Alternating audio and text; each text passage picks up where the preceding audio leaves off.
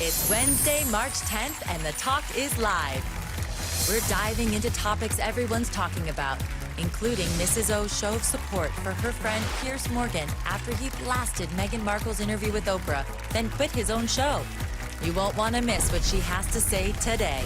On the heels of the Pepe Le Pew character facing backlash, popular movies like Peter Pan and Dumbo are under new scrutiny. Critics say the messages are offensive, and studios are pulling the images and issuing warnings. But is this going too far? Plus, Demi Moore opens up about her relationship with the current wife of her ex-husband, Bruce Willis. Then she's the reality TV boss who's opening up her home to celebrities in her new show, Overserved with Lisa Vanderpump. The fabulous Lisa Vanderpump is here. And we're kicking off our Women's History Month series, Women Who Inspire, with 13-time Paralympic gold medalist Jessica Long. So, let's talk. We can talk it out. So what you got if you don't live loud? We get it now, so let's talk it out right now.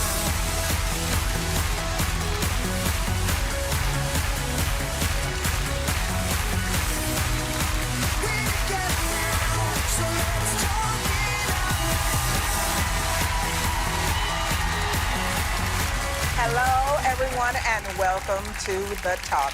Carrie Ann is out again today, but we hope she feels better soon. We want to get started with a story everyone's been talking about.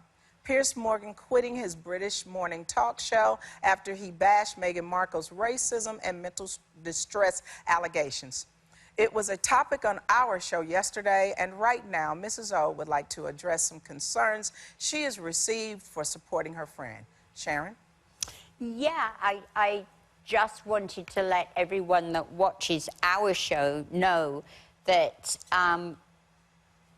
because I supported my friend with his freedom of speech and his opinions on what he felt about the interview of Meghan and Harry, I know he has a right to say what he feels on the interview, as we have a right to say, and everybody has a right to say what they feel with freedom of speech.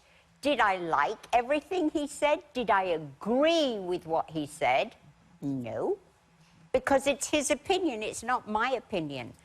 But why is it that because I supported a longtime friend and work colleague of mine for years, that everybody goes, if you support him, then you must be racist because he's racist?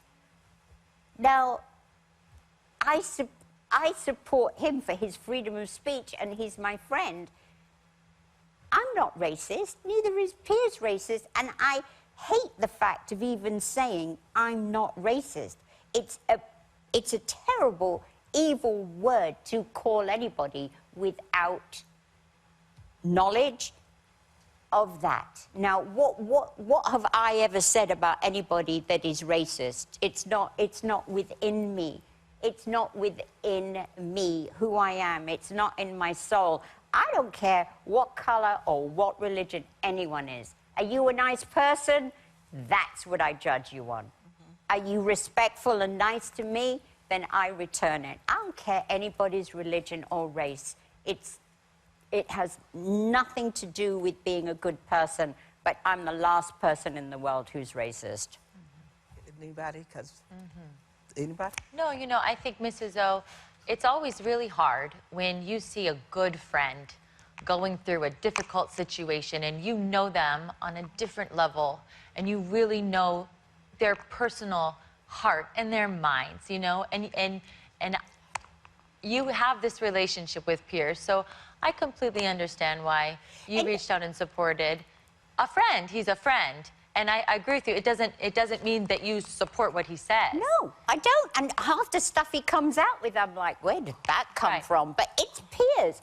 And Piers is employed to give his comments. And that's what he does. He's a journalist. That's We have it. a lot of friends that say things that we don't agree with, but they still are friends. Cheryl, he comes on here, and Yes. what do we say every time he comes on here? Oh, what, he's about to chew up the time and we're not going to get a word in edgewise. That's what I be thinking in my mind. Yeah, But, 'cause he waffles on, and we go, okay. But I will say that the last time that he came on the show, I did bring to his attention that there were racial and racist implications in the dealings with Meghan Markle, specifically because she was black. But you know we love you here.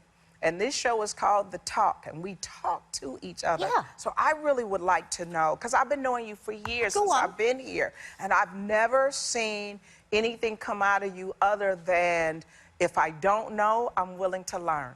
If it comes off a certain way, I stand corrected. Right. That's the only thing I've seen. Yeah. So what would you say to people who may feel that you, while you're standing by your friend, it appears that you give validation or safe haven to something that he has uttered that is racist, even if you don't agree? Am I saying it right? I don't know what he's uttered that's racist. I'm not trying to slide out of this one. Right. I don't know. Tell me, what has he uttered that's racist? If he talks about, he doesn't want to understand that how Meghan was treated was racism, and then says, and I'm just going off the top of my head, so forgive me, audience. Go on. If he says, I don't see it as being racist, or what she's going, I don't believe what she's going through, or it's that white entitlement privilege that makes it racist upon itself. So if you're saying, I stand with you, how do you address people who say, then you are standing with racism? Not saying that you are. I'm saying for people that may be feeling that, because the Sharon that I know, the Sharon that I've been talking to in learning systemic racism, that's learning about the deeper, the more covert than overt racism.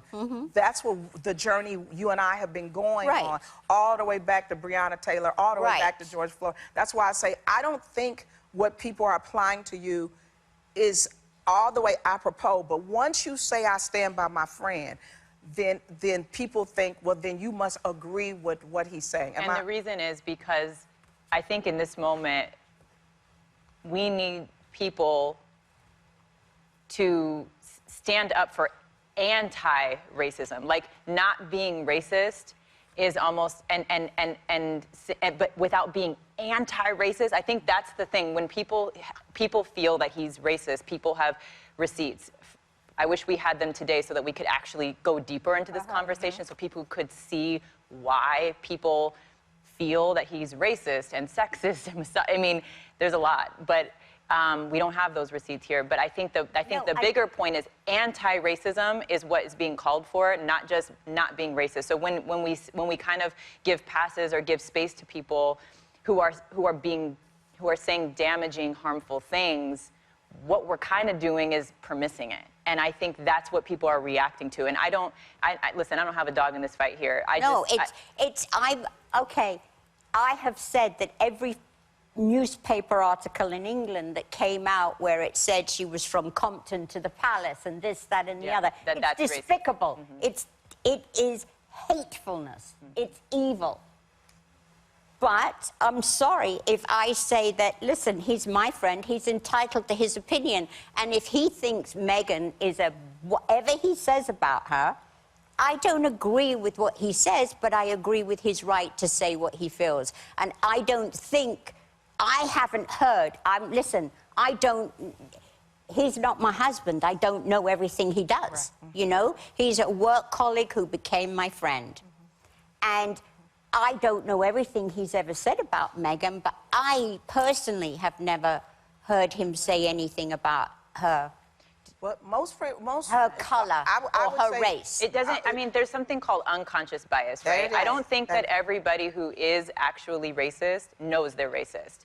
I don't think that everyone who does things from a place of unconscious bias, that's called unconscious bias for a reason. You're not aware of it. So when somebody else is saying to you, hey, the things that you're saying are racist, they're harmful, they hurt me, I think that there is, especially now, I hope that folks can take a beat and stop and listen and really reflect on why they're saying that. And So it's, you know, if I like Pierce and he's seen as racist, then I'm racist. Is that's that not what the you're case. saying? It's not the case, but I think, and again, this is uncomfortable because no one wants to challenge a friend, Right. especially on national television.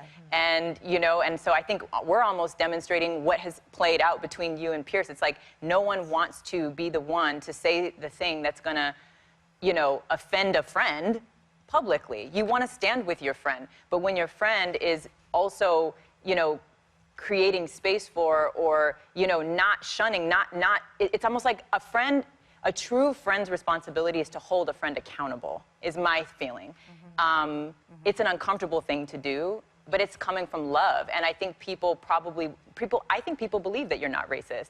I don't think you're racist, just to say that super plainly. I don't think you're racist. But I think if people know you're not racist, they would want you to stand up to your friend who has done racist things, who has been sexist in the coverage of Meghan. I think that's where it's coming from. But I'm not here. I don't follow Piers Morgan's career. I don't follow the royal palace. Excuse me, neither do I. As I've said, he's not my husband. He's not my lover. He was never a boyfriend. I have friends in my life. I stick up for my friends. If I ever needed him, he would be there for me, and that's it.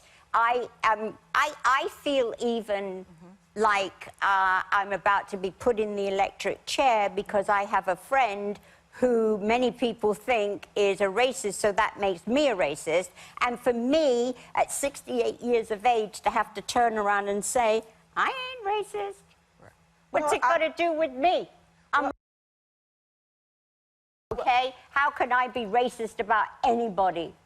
How can I be racist about anybody or anything in my life? How can I? Well, I Well, tell you, what? We'll be right Well, back. what? We have more topics, so don't go away. And I think we should stop this